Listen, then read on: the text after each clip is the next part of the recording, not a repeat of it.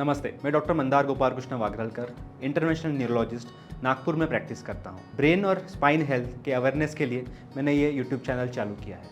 Regular updates के लिए channel को सब्सक्राइब कीजिए और बेल आइकन को क्लिक कीजिए। आइए जानते हैं एक इंटरवेंशनल न्यूरोलॉजिस्ट किस प्रकार के डॉक्टर होते हैं और कब आपको इनकी सलाह लेनी चाहिए। इंटरवेंशनल न्यूरोलॉजिस्ट मस्तिष्क और स्पाइन के बीमारी के मेडिकल इलाज के साथ एंडोवास्कुलर यानी एक छोटी पैर या हाथ की खून की नस के द्वारा ब्रेन और स्पाइन की सर्जरी कर पाए, जो कि एक मिनिमल इन्वेजिव होती है। ये सबसे प्रोसीजर कैथ लैब में की जाती है, जिसमें किसी भी तरह की ओपन सर्जरी और चीरफाड़ नहीं हो। इंटरवेंशन न्यूरोलॉजी और जिसे न्यूरो इंटरवेंशन भी कहते हैं, ये न्यूरो साइंस का अब तक का सबसे आधुनिक और अच्छा स्पेशलिटी माना जाता है, जिसे हम एक सब स्पेशलिटी भी कह सकते हैं, जिसकी ट्रेनिंग न्यूरोलॉजी की पढ़ाई के करने के बाद 2 या 3 साल की जाती है। पिछले 10 सालों में कई नए रिसर्च ट्रायल्स और अत्याधुनिक इंफ्रास्ट्रक्चर के कारण ब्रेन में यूज़ होने वाले stents, pipes, catheters, wires medical industry द्वारा काफ़ी अच्छे हुए हैं एंड उनकी हम देश में अवेलेबिलिटी और कीमत भी कम हुई है, जिसका विचार करने पे पहले आम जनता के लिए संभव नहीं था।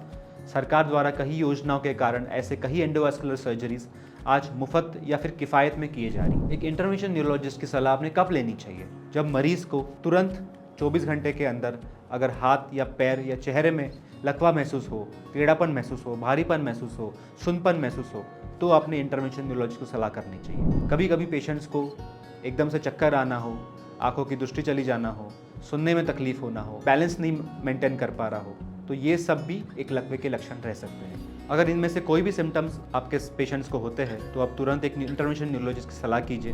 अगर आप इन लकवों के सिम्टम्स के साथ अस्पताल में 24 घंटे के अंदर जा पाते हो तो मैकेनिकल थ्रोम्बेक्टोमी मतलब स्ट्रोक जैसे बीमारियों में दिमाग में जब खून की नस में क्लॉट निकालने के लिए सक्शन या स्टेंट की सहायता लेनी पड़े। स्ट्रोक यानी लकवा जो दिमाग की खून के नस में क्लॉट जमने की वजह से होता है, जिसकी वजह से दिमाग में खून या ऑक्सीजन का सप्लाई नहीं हो पाता। इसके 2 सबसे इंपॉर्टेंट इलाज क्लॉट निकालने के लिए की जाते हैं। सबसे पहला क्लॉट पिघालने का इंजेक्शन देना, दूसरा क्लॉट खींच के स्टेंट के द्वारा बाहर निकालना, जिसको मैकेनिकल थ्रोम्बेक्टोमी कहते हैं। ये स्ट्रोक के इलाज का सबसे अच्छा और लेटेस्ट ट्रीटमेंट माना जाता है।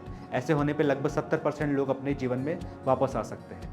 ऐसा ना करते हो तो हाई चांसेस है कि पेशेंट हमेशा बेड रिडन रहे।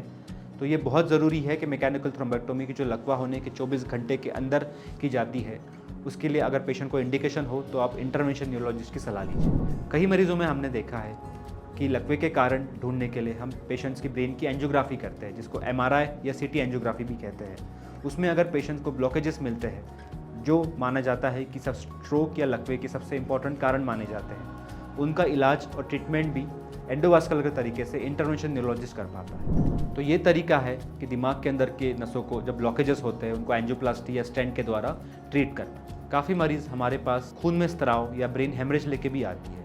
उनमें रप्चर एन्यूरिज्म या फिर नसों का गुब्बारा जिसे कहते हैं, उनमें अगर हम प्लैटिनम धातु की कॉइल भर के उनको बंद किया जा सकता है, वो भी इलाज एक इंटरवेंशन न्यूरोलॉजिस्ट करता है, जिसकी वजह से एन्यूरिज्म्स या नसों का गुब्बारे फिर से फूटे ना और पेशेंट की जान बचा सके। और ऐसे कई बीमारियां होती है, जैसे छोटे बच्चों में नसों का गुच्छा या फिर जिसको हम एट्रोविलस मालफॉर्मेशन या AVM कहते हैं, उसके भी एंडोवास्कुलर तरीके से एम्बोलाइजेशन जैसे केमिकल डाल के वो नसों को गुच्छे को पिघलाना, वो भी एक टाइप का ट्रीटमेंट इंटरवेंशन न्यूरोलॉजिस्ट करता है। ये सब ट्रीटमेंट कैथ लैब में की जाती है बिना कोई चीरफाड़ के द्वारा। ऐसे काफ़ी बाकी इलाज भी है जो इंटरवेंशन न्यूरोलॉजी में किए जाते हैं, जैसे एन्यूरिज्म्स हो, उनमें ज़रूरत ना हो कि प्लैटिनम धातु की कॉइल डालनी पड़े, उनमें कभी कभी हम स्पेशल टाइप की एक झल्ली आती है जिसे फ्लो डाइवर्टर कहते हैं, या फिर स्टेंट की भी ज़रूरत पड़ सकती है अगर पेशेंट को इंडिकेशन है तो। काफ़ी बार छोटे बच्चों में ब्रेन हेमरेज पाया जाता है, या फिर कभी बार पेशेंट को झटके आते हैं, मिर्गी के दौरे आते हैं, उनमें पाया जाता है MRI और CT स्कैन में कि पेशेंट को जन्मजात या फिर नया कोई नसों का गुच्छा जिसको AVM या फिर ड्यूरल फिशुला कहते हैं।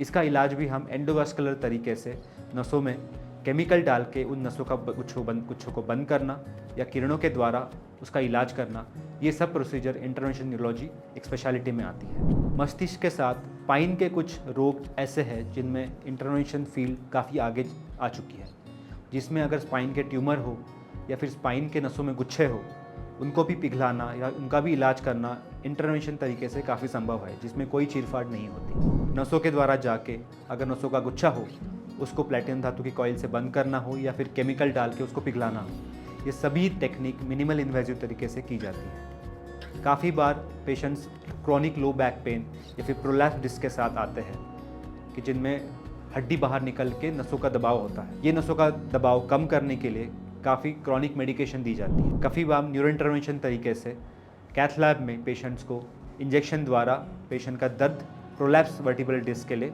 इलाज किया जा सकता है। ये बात जानना ज़रूरी है कि एक इंटरवेंशन न्यूरोलॉजी की बीमारियों के साथ भी एक इंटरवेंशन न्यूरोलॉजी की जनरल बीमारियाँ जैसे पार्किंसंस डिजीज़ हो, मिर्गी के झटके जिसको एपिलेप्सी कहते हैं, बैलेंस में मांसपेशियों की बीमारी, नसों की बीमारी, ये सभी के टाइप के इलाज इंटरवेंशन न्यूरोलॉजी ही करता है। अंत में मैं यही कहना चाहूँगा कि इंटरवेंशन न्यूरोलॉजी ये ब्रांच न्यूरोलॉजी की एक इमरजेंसी ब्रांच है, जिसमें जो मैंने लक्षण आपसे डिस्कस किए, स्ट्रोक हो, लकवा हो या फिर एन्यूरिज्म का रप्चर होना हो, दिमाग में ब्रेन रक्तस्राव होना हो, ब्रेन हेमरेज होना हो, किसी भी टाइप के लक्षण अगर मरीज़ में पाए जाते हैं तो तुरंत आप एक इंटरवेंशन न्यूरोलॉजिस्ट की सलाह लीजिए कि पेशेंट की आप जान बचा पाए या फिर हमेशा के लिए पेशेंट की विकलांगता हम अवॉइड कर सकें।